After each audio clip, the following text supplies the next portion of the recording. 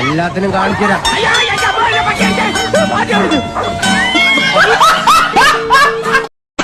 இங்க ஏகப்பட்ட ஃப்ரெண்ட்ஸ் இருக்கானுங்க. என்ன இந்த கோலத்துல பார்த்தானுன்னா பதறிடுவானுங்க. அதுலயும் குறிப்பா கணேசன் ஒரு ஃப்ரெண்ட் இருக்கா பாத்துக்க, அதெல்லாம் கதறிடுவா கதறி.